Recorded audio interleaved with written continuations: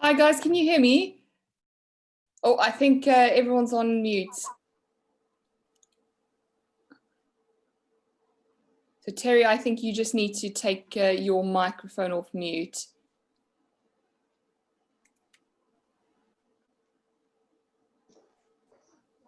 Can you hear me? Yes, I can hear you now. How are you doing? Very well, thanks. How are you? Great, thank you. Thank you so much for joining us today. Welcome. So I see we've got Eva and Obi and Kristen. So I think we've got all our panelists who've joined, and I can just see Kristen is just connecting her audio. So we'll just give her a couple more minutes before we get started.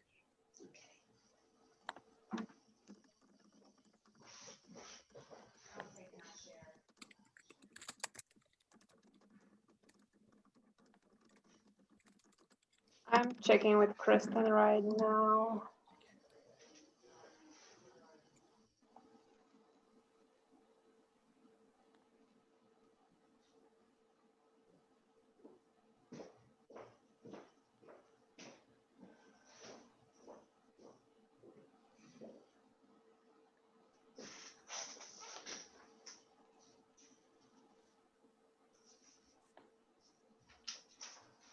And Obi, just to check, I think we were just waiting for Laura to join us from BWA as well. Is that right?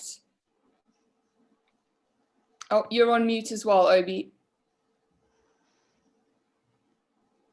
Sorry about that. Yeah, I just messaged her just now to let her know we're on. So brilliant. Okay. Perfect. I can see. Oh, Laura's just said hi. She's on chat. I will try and just resend her dial-in details if she's not able to join.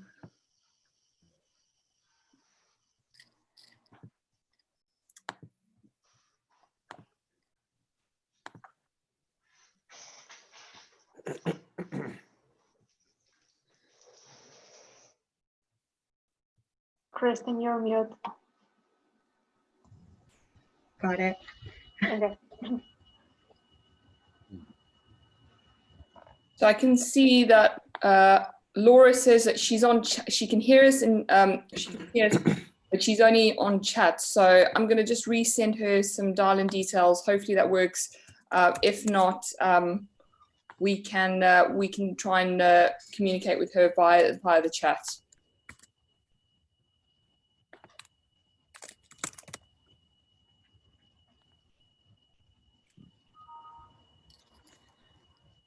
Okay, so I think what we'll do is while we're waiting for Laura to join, I will just get started and just do some introductions and run through our schedule for today just before we get started. I can see we've got quite a few of our participants have joined, so that's great. We've got quite a few people who've dialed in. And yeah, obviously, thank you very much to all our panelists who've joined. So I'll just run through everybody in our panel today and just sort of briefly discuss some of the topics that we're going to be covering. So obviously everyone who's joined us knows that the webinar today, we're going to be focusing on preparing to work in the USA and Caribbean. In addition to that, we're also going to be looking at what the travel regulations are at the moment. Obviously, this year has been a very tricky year, so I think that's definitely a huge consideration if you're looking to work in the area, you know, whether or not you can travel there. So from a travel point of view, just giving us some travel updates on primarily the USA, and also obviously looking at what's happening with B1, B2 visas, and then also just touching on the Caribbean, because I know at the moment things aren't quite settled in the Caribbean. So we've got from BWA Yachting, we've got Obi, and we've also got Laura, and Laura's just trying to dial in as we speak, so hopefully Laura joins us. morning. How are we doing? That's nice to have you. Obi, whereabout are you based? Just so you can let everyone know.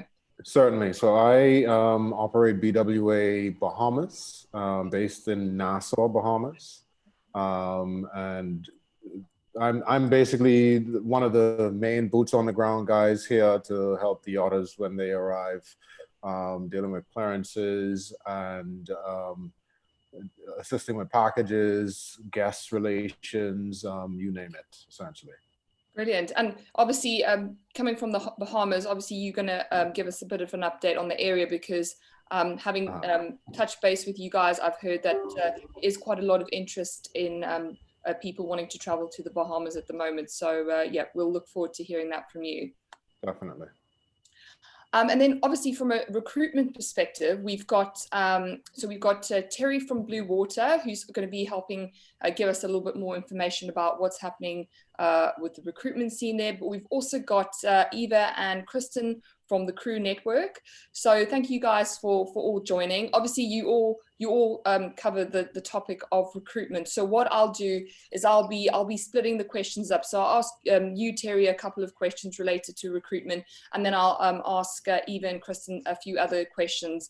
But feel free at any point, if I haven't mentioned anything, or if there's anything that you think is really important that crew should know about, feel free just to jump right in and let us know. So yeah, so what I think we'll do is we will start with the recruitment side of things, and then we'll move into travel. So I can see we still haven't got Laura, who's quite joined us in the panel, in the video panel yet. So we'll make a start.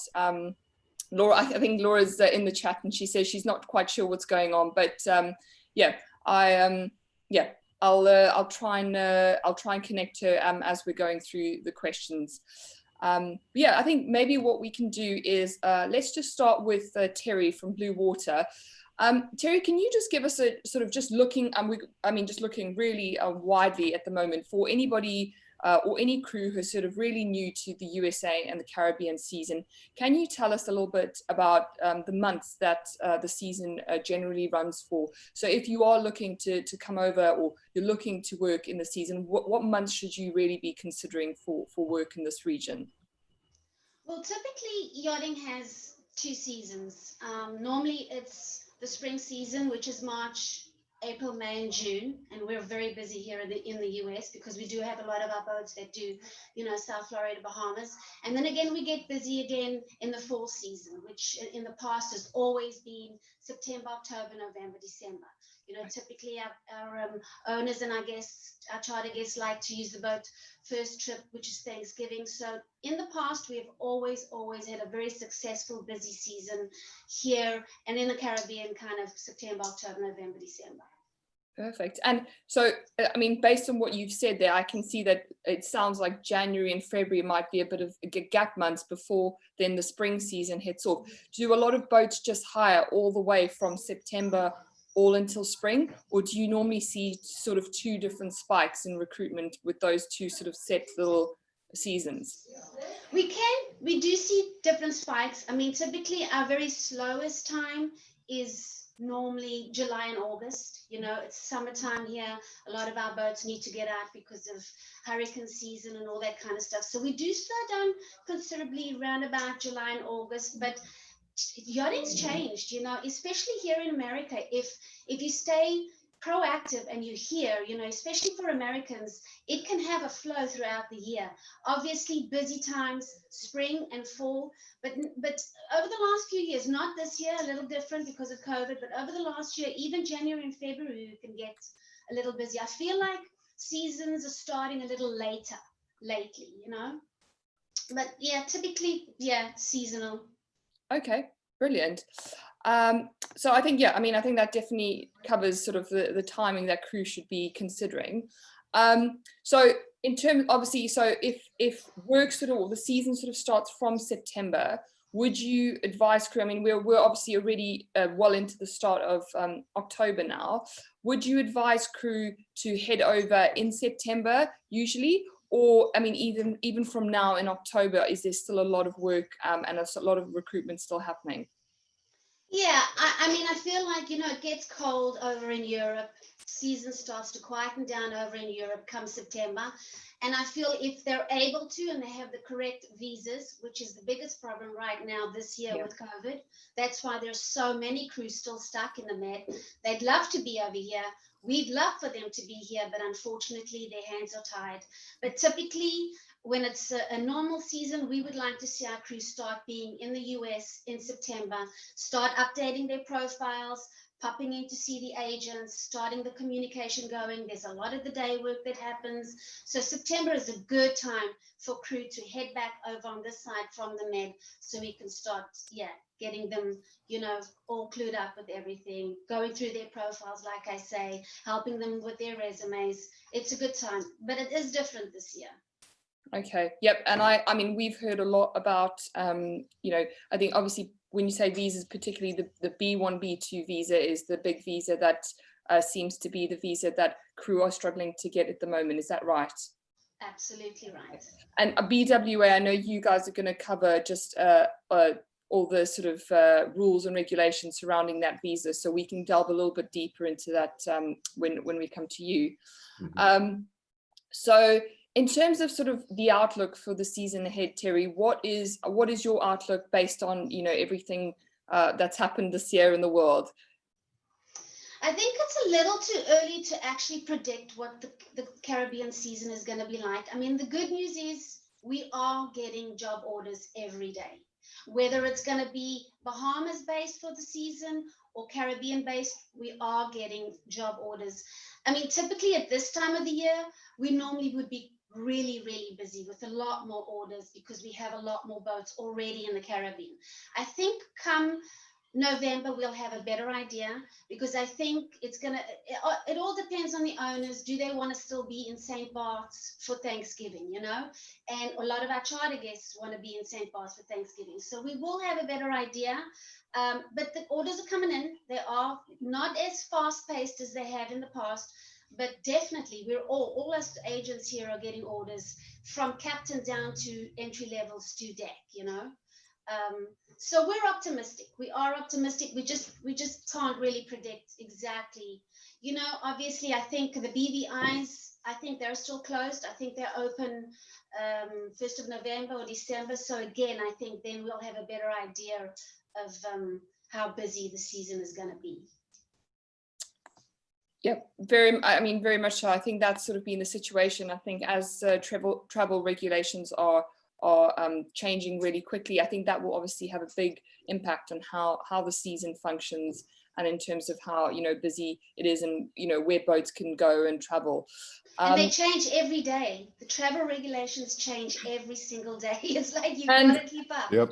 I think that's a really important point, and obviously Obi, you'll touch on this, and I think this is one of the reasons why we probably aren't able to get a really good coverage on the Caribbean today, and that's just because I think there's so much changing, and a lot of the Caribbean countries haven't quite set their regulations yet for what in terms of travel. So obviously, Obi, I know you're going to touch on it, but I think because it's changing so much, it's definitely something that we want to follow. So we're hoping in about 4 weeks' time, we're going to give it a little bit of time, but we'll reschedule another webinar and we'll focus purely on this topic of travel in the Caribbean specifically, just because there's so much change going on. The final question I just have for you, Terry, before we move on to the crew network is just, are there any positions that you find are more in high demand at the moment than others, or in the region really? Always engineers. Okay. Always the engineering department, because it's licenses, it's qualifications, there is always a demand for licensed engineers, and there always has been. We're getting a lot of great newbies coming into the industry, wonderful guys and girls who've got the right work ethic, right attitude. We've got all our crew, but because it's my department, I have always found that is the most challenging position for me, is to find. They're out there. Engineers are always out there, and they are always working on them, bettering themselves and getting their licenses. But once you get these licenses, like a Y3, the demand for a Y3 chief engineer who wants to be on a 40 meter right now, it's slim. They want to be on a 60 meter, they want rotation, and they want to have their own cabin.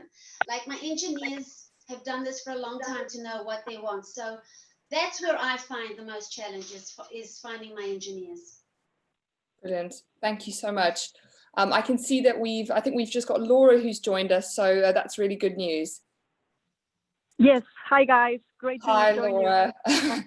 Brilliant. Okay, so what I will do now is, thank you so much, Terry. I think that was really useful. I'll move over to the crew network, and also ask you guys a little bit more questions about recruitment in the area. So maybe can you guys just tell us a little bit about how recruitment has been for you sort of since the start of the pandemic and this year so far?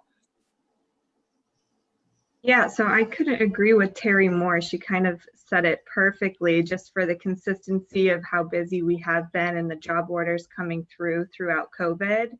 I would say the main challenge would be the visa restrictions and finding people typically closer to the yacht, the better, the minimal travel that we can have to send out crew for interviews, for however they go about, doing the interviews, the better. So that's kind of how we just changed the way we work, and looked for local crew close by the vessels with the proper visas and all licenses needed. And we've been pretty successful so far, and stayed consistently busy. So brilliant. And I think, to be honest, I think it was a fairly similar situation here in the Med when we just came out of lockdown. We were already well into what would have been the season. So I think when we were speaking to a lot of agents at that time, I think it was the same situation of trying to find crew that were local in the area, and who could get, just hit the ground running and get on board. So what tips can you give crew who are looking to work in the USA and Caribbean? Obviously, they're slightly different if you want to be USA focused only, or you want to do more of the Caribbean. If it's your first season and you want to look for work, obviously visa granted. So say you've got the visa, is it worth flying over without a job and just trying to look for a job in the region? Yeah, I would say it's definitely worth it. Eva and I discussed this morning and kind of came up with a list of, what, especially entering into the industry, what to do. And really, just be responsive to all your emails, be proactive, be sure your resume has no errors on it at all your references are updated contact details, and get to know a handful of agents when you get over here, and build that relationship with them, keep them posted, and just market yourself wherever you can on either social media within the agents. A couple different, Yacht Spot is a good one that everyone kind of searches through. But we're always looking for crew that are here, from the Med, whether it's, entry level all the way up to captains with B1, B2 visas. Perfect. And then in terms of, it's sort of connected to just coming over and looking for work, but is dock walking a good idea? And if so, which ports would you recommend are the sort of hotspots, if that was going to be your approach? Well, post-COVID, I hesitate on recommending any dock walking. Really, I think virtually through social media and just, really building those relationships with your agents is going to be a better route. Just, you'll look more professional and look like you're respecting everything going on, respecting the distance and staying safe. I think that you can find success doing mostly everything virtual now rather than dock walking. So I'd have a hard time recommending to get out on the docks right now. I think that's a fair point, and sorry, that probably would have been a bit of a trick question, but I think you're right. I think I don't even know why dock walking, I even considered asking you that in this time, because you're right. I think it's just, unfortunately, the world has moved a little bit more virtual since the pandemic. So it is obviously, I think the more things you can do virtually without having to go out and mix with lots of people, obviously the better for the situation right now.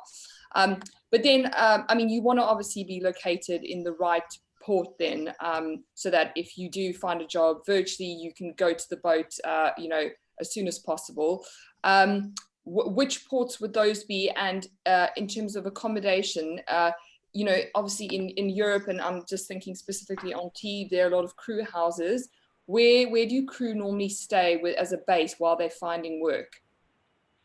I would say in Fort Lauderdale on 17th Street, there's, most of all the housing around here is going to be crew homes, available for weekly, daily, monthly, sort of. They're flexible with the amount of time you would stay, knowing that, your ideal goal is to come here and get a position and not need a home base anymore. That would be a main one. Some of the marinas around here to stay close by, which 17th Street is near them all, is Bahia Mar, Port Everglades. Sunrise as well. On Sunrise, there are quite a few boats. And also, in addition to what Kristen said, Fort Lauderdale is in between Miami and West Palm Beach, the other ports there. So that's also a good hub to be closer to everything. Yeah, and I think there's quite a bit of crew housing up in West Palm Beach as well, which is a good place to go. A lot of yachts will spend their yard period up in West Palm Beach. So to stay local to there and even get yourself some day work and things, that's an excellent place to be. I'm not too familiar with many crew houses down in Miami. So I think, it'd be worth staying closer to Fort Lauderdale and making possibly an Uber or something to meet the vessel in Miami. Perfect. Thank you. That really answers the question. I mean, one question that I was asked by a yachty friend was, obviously with the B1, B2 visa being quite difficult to get at the moment, would it be possible if someone had to fly into, say, the Caribbean, somewhere where they didn't need the B1, B2 visa, and would boats consider hiring someone who doesn't have that visa, even if they sort of staying around the Caribbean, or generally, is the visa a bit of like a mandatory sort of requirement if you want to find work in the region?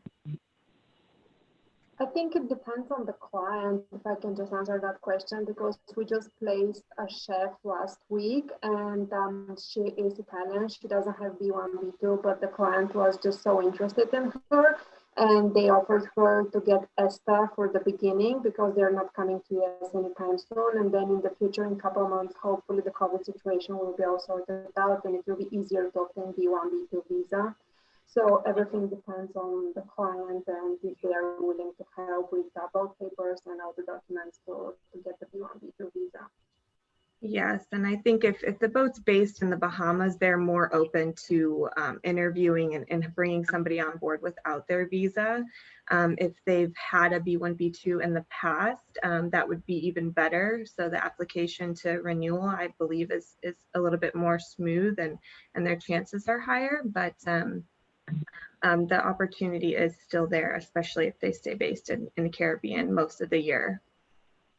Perfect. And I mean, I guess that's good news that I think crew should know that, I guess, it's always good to put yourself out there. There might be a client who is very interested in you and maybe their cruising plan doesn't involve actually going into the US and staying in some of the Caribbean islands where you don't need a B1, B2 visa. So yeah, that's really good to know.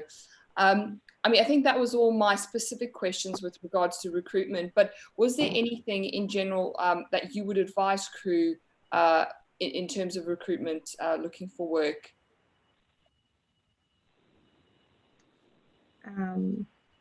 I guess just market yourself the best way possible. Be sure your social media profiles are professional and you're consistent. You answer the phone, you reply to emails, you answer each question asked and send your documents. And also, if you're sending a follow-up email, be sure to remind the agent of which position you're interested in it and show that you're interested. I think candidates that are more active and prove to us that they're very interested in the position and willing to commit long-term or throughout the contract details, then they'll have the higher chances and we tend to push for them.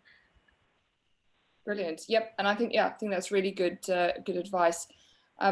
Terry, was there anything that you wanted to add before we move on to travel regulations, just in terms of recruitment? Any final thoughts? Yeah, I mean, I'd like to add that it's really important that crew educate themselves on these travel regulations, especially from their own countries. It's really, really important. There are so many amazing resources out there. GMT, they've got some amazing information. GMT Global Marine Travel, they offer so much information with regards to the paperwork that you need to ask your captain, for the B1, B2 to come over and stuff like that.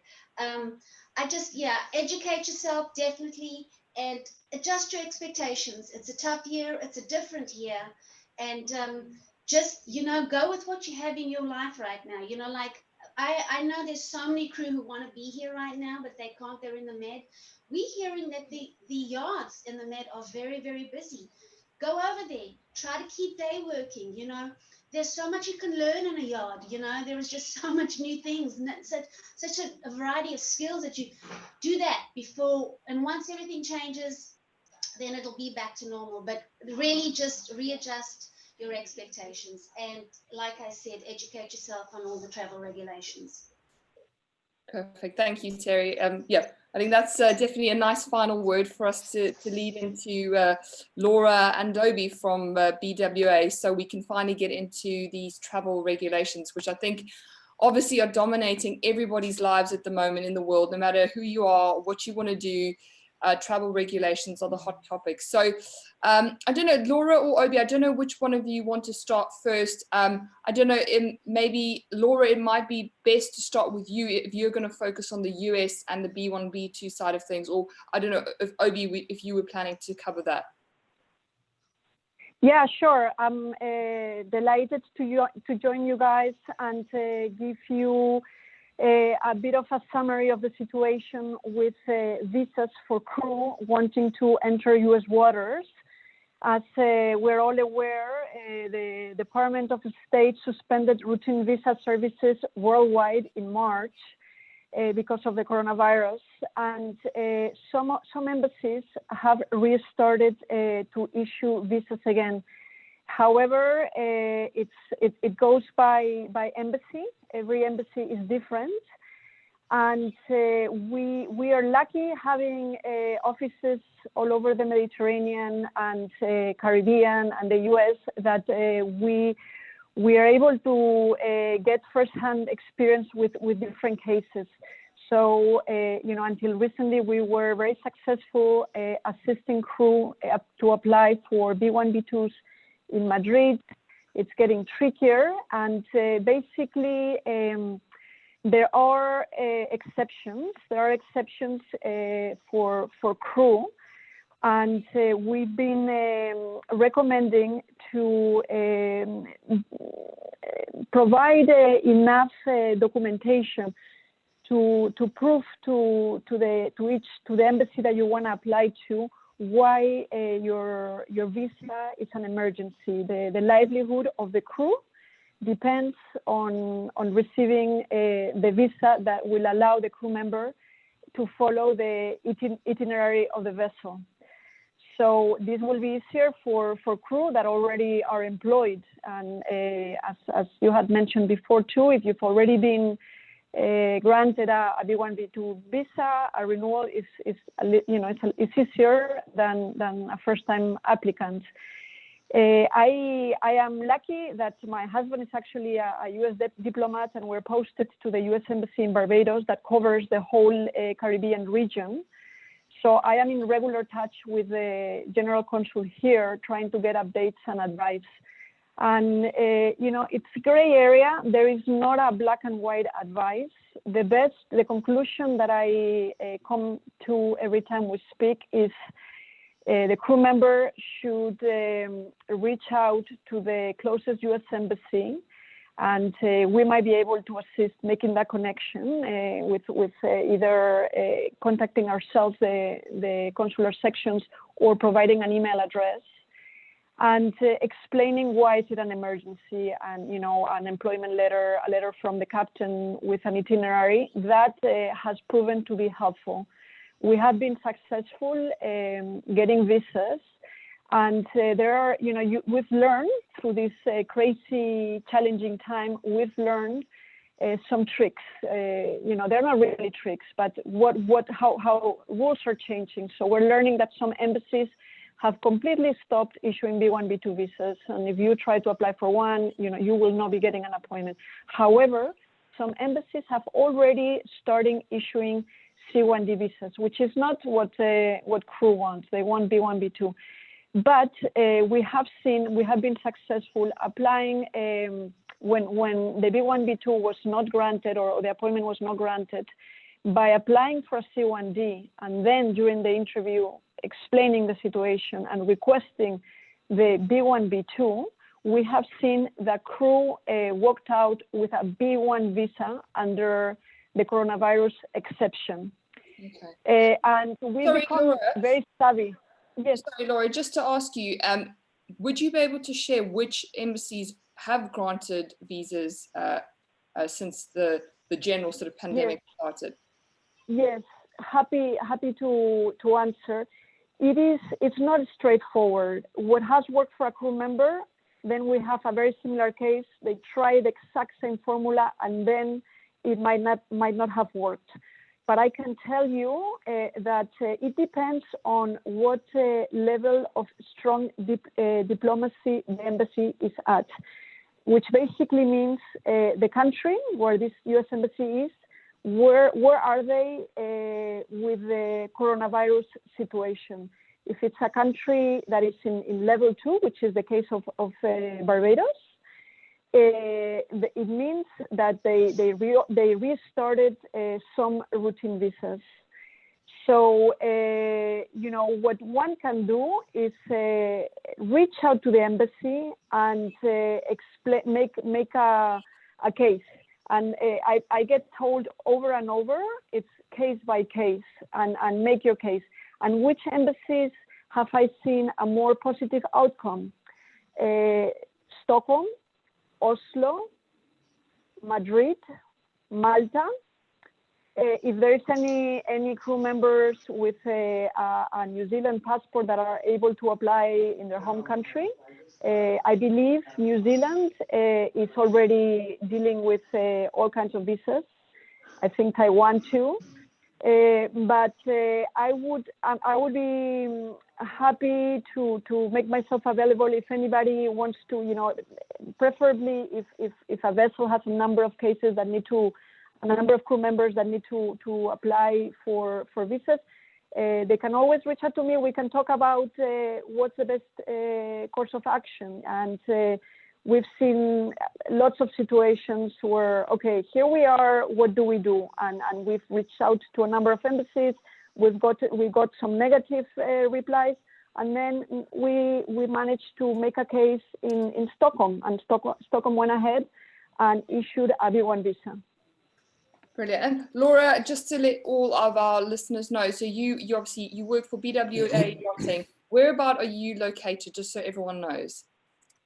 I am actually located in Barbados because I follow, my husband's career as a U.S. diplomat, but my area of responsibility with BWA is the Americas, and I'm in regular times. I'm often find myself in the U.S. Okay. And would it be okay if I share your email address in the webinar chat, so anyone who wants to get in touch with you to ask about questions relating to B1, B2 can email you directly? Certainly. I only ask that if the vessel has a few crew members, so that I get one email from the captain, the purser, or whoever the crew member that is in charge of assisting with crew visas, so that we can address it per boat. Perfect. Okay, I'll share your details right now. Okay, I mean, I think that was really, really useful. I mean, I know so many people I see questions on the Facebook groups all the time, crew asking, has anyone got a B1, B2 visa? If so, where can they apply? I think based on what you've said, obviously it's so situational dependent, and obviously things are changing all the time. So I think, based on what you said, Laura, and maybe you can tell me what you think, but I think the recommendation that crew should be really reaching out to agents where they can to get the most up-to-date advice, because I think trying to maybe do it on your own, it might be a bit difficult. Is that right? You can always try to do it on your own, do your research online, reach out to your closest embassy, read the latest updates, which keep changing. I'm constantly reading different embassy websites and the latest news. So you can certainly do your homework and keep yourself well informed. It is a very, very tricky time for visas. It's very difficult, but I find that if you really prepare your case, if you document very well why this is an emergency, the embassies are not issuing routine visas, but crew members fall under an exception. Obtaining a B1, B2 visa, or at least a B1 visa, it's key to their livelihood. And it's an emergency as well, because for the well running of the vessel, they need their crew, they need their professional crew. So we can certainly assist with the process. We've got a lot of experience providing a guarantee letter. We will advise the captain to write a letter, anything that can prove that the crew member is indeed a professional crew member. This is not jumping into the opportunity of, you know, I might want to try this career. If you are a professional crew member and you need to follow your ship's itinerary, you fall under an exception, and embassies that are embassies that have experience dealing with super yacht crew members, they will see it as an exception. Perfect. And just a quick one, I guess this depends on possibly embassies, but generally, what is the sort of processing time for B1, B2 visas? It really depends on the embassy. I have seen a crew applying, and then we assist trying to expedite the appointment, and they were able to have the appointment within 4 business days, and 2 days later they've got their passport and visa back. And I have seen crew that applied, and the whole process took over a month. Okay. So it really depends. And even if we go to the embassies where we were successful expediting the appointment, the fact that it happens with one case, it's no guarantee that it will happen again. Okay. Unfortunately, it's a very difficult situation. From my conversations with the general consul here in Barbados, who oversees the whole Caribbean area, they are aware of the frustration. They are very, very aware of the frustration. But it is an unprecedented time, and we're all, like you said, trying to adapt and find ways to continue our job the best we can. So, you know, definitely reach out to us. We might have some valuable tips, and we are here to assist the best we can. Brilliant, thanks, Laura. I mean, and just before we move on to Obi, is there in general with traveling to the US region, is there anything else? I mean, obviously, if you've got the B1, B2, great, all systems go, or you've got an American passport, is there anything that crews still need to be especially considerate about? I mean, obviously, the big one is it depends where they're traveling in from, because even though they may be valid to travel there, they need to be very considerate about the regulations between the US and the country that they're coming in from. Yes, the US borders are open. Crew are allowed to come in, even with the proclamation that people that have been present in the Schengen region may not enter the US if they've been in the Schengen region in the past 14 days. Crew still fall under the exception. My advice is to document very well that they are indeed professional crew members, and also if there are if any crew member finds themselves in a very difficult situation, you know, we have had cases where crew that are currently in the US, they are overstaying their visa.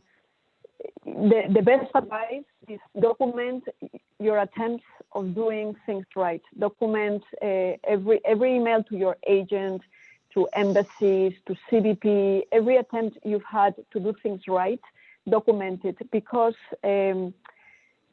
unofficially what I've been told is if any crew were to run into problems, as long as they can document that they really tried the best to do things right, there will be some kind of amnesty. This is not anything, this is not an official thing that you can find written down, but you know, we have seen it happening. We have seen crew arriving without a visa. We've managed to get them legally into the country, but extremely well documented cases.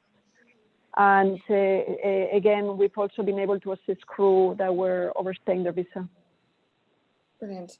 Thank you, Laura. I think, yeah, that's hugely, valuable information that you've shared with us today. And yeah, I think lots of crew will be, really happy to hear this. Obviously, everyone who's listening live, but also we'll obviously be sharing this recording via our YouTube channel and via Yachting International Radio. So I'm sure lots of people are going to listen to this, and potentially you might have a few more questions coming your way. But what I'm going to do, just looking at the time, I'm going to move on to Obi, who's based out in the Bahamas. Obi, can you tell us just, I know the Caribbean is just very much in flux at the moment. In sort of as a brief overview, could you just tell us a little bit more about what, in terms of travel, what's happening in the Caribbean? Well, I can speak specifically for the Bahamas. I know in speaking with Lucille out of our St. Martin office, she's still trying to get information on the Caribbean. And as it's already been indicated, because we are in unprecedented times with COVID, regulations and protocols have been changing almost every other day. For us in the Bahamas, the Ministry of Tourism has been working with the government of the Bahamas, feverishly trying to maintain our main industry, which is tourism. We shut down the country in March, the middle of March, as most countries did. And then with a push from the Ministry of Tourism, after the Ministry of Health had their guidelines pushed through the government, we saw a soft opening of the country in June, the middle of June, for a opening of pleasure vessel travel and private aircraft travel into the Bahamas for essentially June 15th to July 1st. July 1st would have been the main portion of the opening. With that, we were able to salvage at least a part of the end of the summer season to boating. We saw a huge influx and request of yachts and boats coming over to cruise the Bahamas for that time period. And the government has been adopting its protocols essentially ever since. So as it stands right now, for anyone wishing to come travel to the Bahamas, and this is for citizens abroad, residents, and visitors. Currently, you are asked to show or provide a negative RT-PCR swab test, taken no more than 5 days prior to your arrival into the Bahamas. And then there is a website that is set up online. It's called travel.gov.bs. When you go to that website, it will provide you with 2 links, one for international travelers wishing to come to the Bahamas, and the other for domestic travel within the Bahamas. You will be asked to complete a health questionnaire, essentially, and upload your COVID test results into that platform. And then it is reviewed by individuals from the Ministry of Tourism and the Ministry of Health to make sure that the documentation of your COVID negative result looks credible, and confirm the information that's on it. And then they will return a travel approval for you to come to the Bahamas. So we've had some fluctuations as to how long in advance, or what's the maximum time period that you could take this test and provide it to us for travel. It's been 5 days, 7 days, 10 days prior to arrival. But the one constant is that the need for the test has always been there. And this is for anyone that's coming in. Like I said, if you have crew that are coming to join the boat, everyone still falls under the same protocols. You have to have the negative COVID test and apply for the travel visa. Thank you so much for just clarifying exactly what test that is, because I know that everyone's talking about the COVID test, but there's obviously, or as we know, there are lots of different types of tests. So it's good that you were really specific about that test that is required. Yeah. Yes, indeed. Now, in looking ahead to the future for the Bahamas, the government has said that we've also had an implementation of a 14-day quarantine, as most current countries have done. The good thing, and due to the foresight of the Ministry of Tourism and the Bahamas government, they've allowed individuals to quarantine on their yachts, use that as a place of quarantine. So a charter guest could have a vessel here in the Bahamas waiting for them to arrive. They fly into one of the private FBOs, get into transportation, go straight to the yacht, and then the yacht has been able to essentially cruise to different locations in the Bahamas, and the government has looked at that as the guests being able to quarantine on that particular yacht, as long as they stick to the uninhabited islands in the Bahamas. They're requested essentially that you stay away from populous islands to maintain your quarantine. Very interesting. Yeah. Now, with that, there is an effort to do away with the essential quarantine, or as Ministry of Tourism has most recently called it, vacationing in place, quote unquote VIP. But to get rid of the quarantine aspect, we're now looking to move towards still maintaining the negative RT-PCR COVID tests prior to arrival, because of course the travel visa still needs to be applied for, and so the COVID test will still be required to be uploaded into that test for review. But they're looking to get rid of the quarantine and allow people to actually really enjoy the Bahamas and all of the islands by then implementing a rapid test to persons on arrival. Once you get here, they have Ministry of Health nurses at selected locations, airports and marinas, and they will administer a rapid test on arrival. And they're looking to have a second rapid test administered about between 4 and 5 days during the trip to confirm, of course, your negative status during the trip so that you can fully enjoy the Bahamas. We're still working out the kinks of certain things. Most certainly things can change between now and then as they go through their protocols. But it has been interesting trying to deal with COVID in this time. I think that the government has made a great effort to keep the Bahamian population safe while also still trying to maintain the tourism industry in the country and have people visit and enjoy themselves. So. Perfect. Yeah. Thank you so much. I mean, that was really comprehensive, and I think really good to know that the Bahamas has made so many considerations to make yachting possible, obviously under those regulations. So that's really good news and good to know. Obviously, if anyone's got any questions specifically for traveling to the Bahamas, would I be able to share your details in the chat? Most certainly. Yeah. Okay, yes. Brilliant. Yeah. And the last thing I was just going to say was, I know your colleague Lucille shared with me just the details for if crew wanted to travel into St. Martin and Antigua right now. Obviously, this could change tomorrow, but right now, I mean, and I'll just read that out if that's okay, Obi. I can just, what she sent to me. So she said, for St. Martin, crew need to arrive with a negative RT-PCR COVID test that is no less than 120 hours old. For Antigua, crew needs to arrive with the same RT-PCR COVID test, obviously negative, less than 7 days old, so a little bit longer for Antigua. And then just a side note, she said, obviously for both islands, crew need to have all the employment, vessel joining, visas, and other supporting documents in order. And these are always arranged directly between the yacht captain and the agent.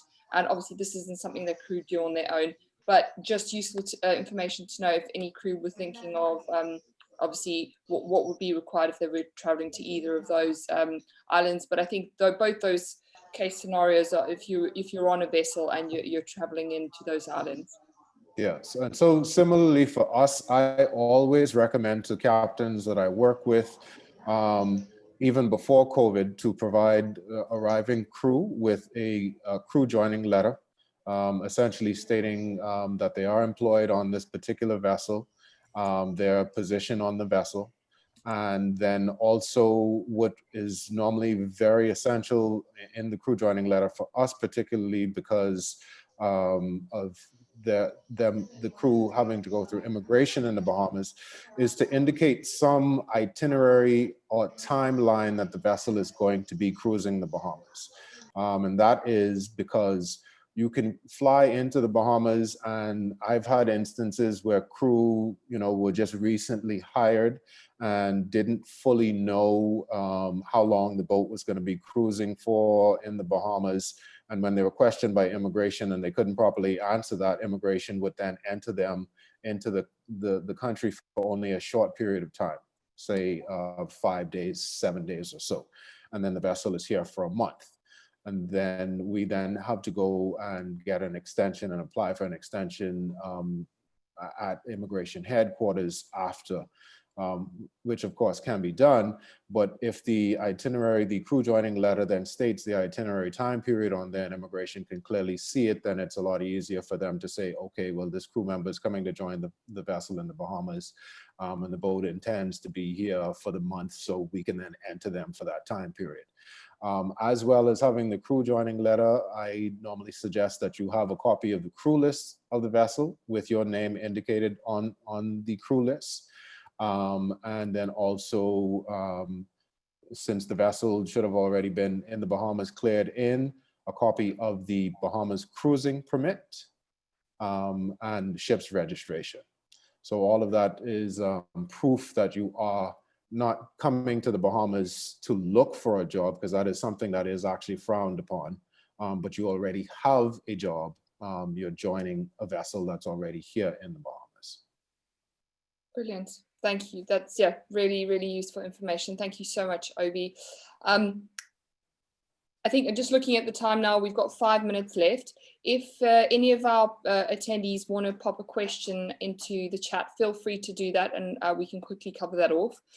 Just from my side, before we end off, if anyone's watching and is unaware about the PYA, we're the Professional Yachting Association.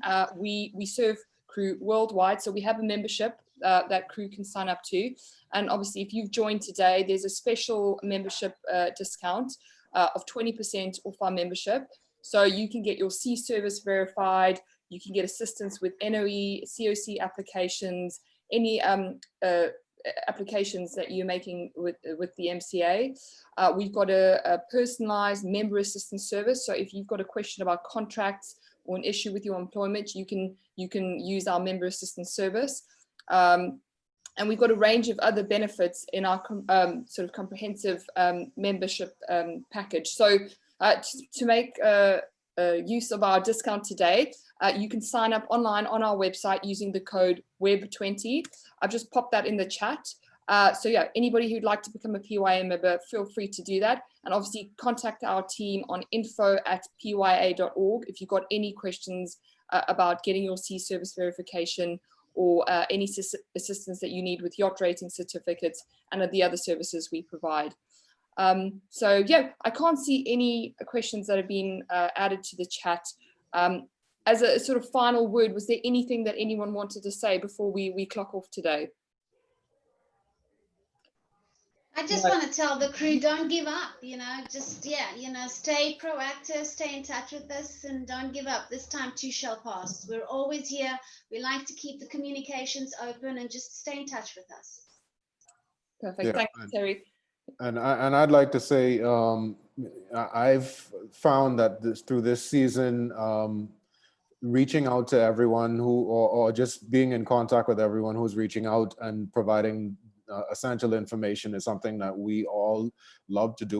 We want to keep the business going. So certainly, again, you can share my email.